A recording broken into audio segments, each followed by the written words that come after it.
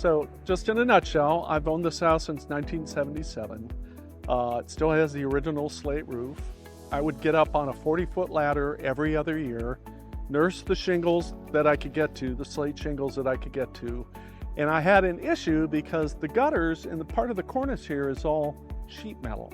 The people who built the house were sheet metal producers. So I've always had to go up and deal with this deteriorating sheet metal. I initially lined it with fiberglass, then I lined it with some other stuff. And it's just recently, technology has caught up with what I needed to have for this house. We're going to touch on that, and I wanted to also touch a little bit on how you can actually reuse and bring deteriorated wood back to life.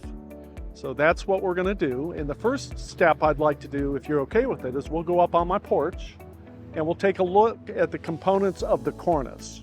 Okay, come on out.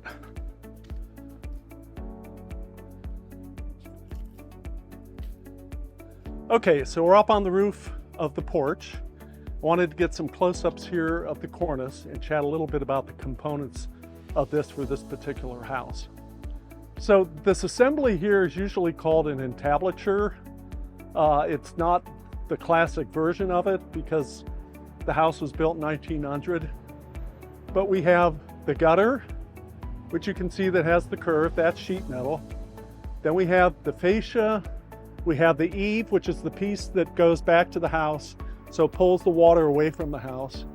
And then we have what's called a frieze, F-R-I-E-Z-E, which is that horizontal piece, and then the molding at the bottom. I wanted to show you this because the video will show some work that we had to do on the gutters and with some of the wood here. Also wanted to point out that these porthole windows, what you're seeing here is all sheet metal. So Dayton, and this is like a lot of cities, including Cincinnati, there were sheet metal craftspeople that I would describe as incredible artists that could do incredible things with sheet metal that today would be probably a serious challenge. So being able to restore and keep the sheet metal from rusting or deteriorating any further is really important. If I would have allowed that to happen, I would have lost the original built-in gutter. There would have been deteriorated fascia, and I would have had to get some product that would not look like it fit on the house.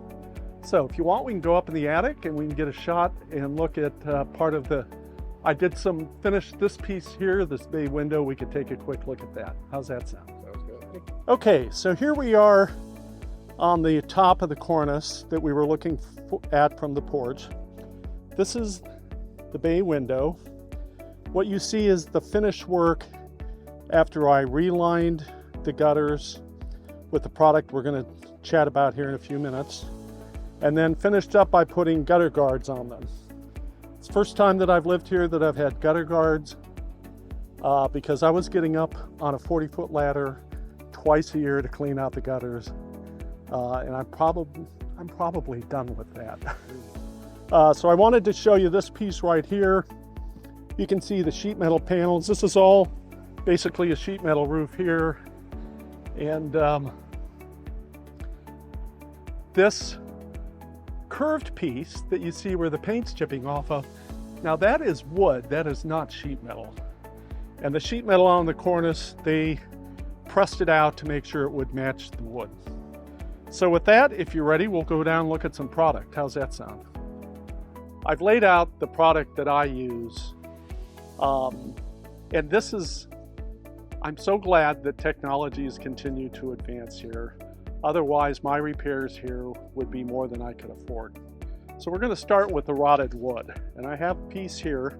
This is actually a curved piece of molding from the tower. You can see that is rotted out in pieces here.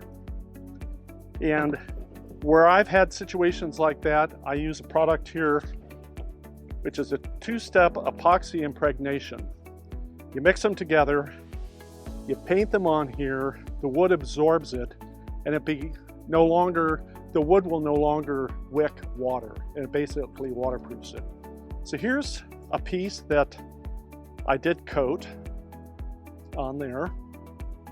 And then the second product that's made here is a two-step lightweight epoxy putty process. And what I have done in a couple of places on the house here where I've had holes in the sheet metal is I put the two pieces together. You put them on the surface. It will dry, and then what you do is you come back and you start shaping it. And what I use for that is something called a Sureform. They're all different kinds of products. You can get them with curves or longer.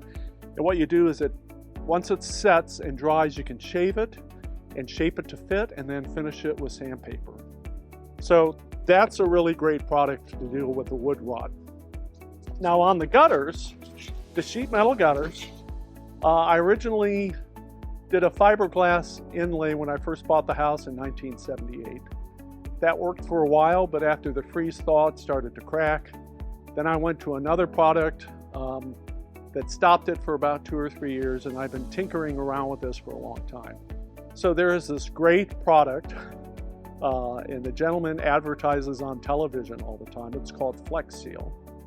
And they have this tape here, comes in clear, white, black.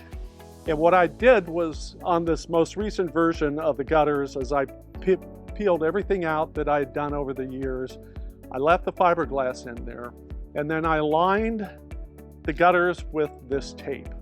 And the tape it's an incredible product. It's super sticky, it's flexible, it's waterproof. Then the gutter is lined.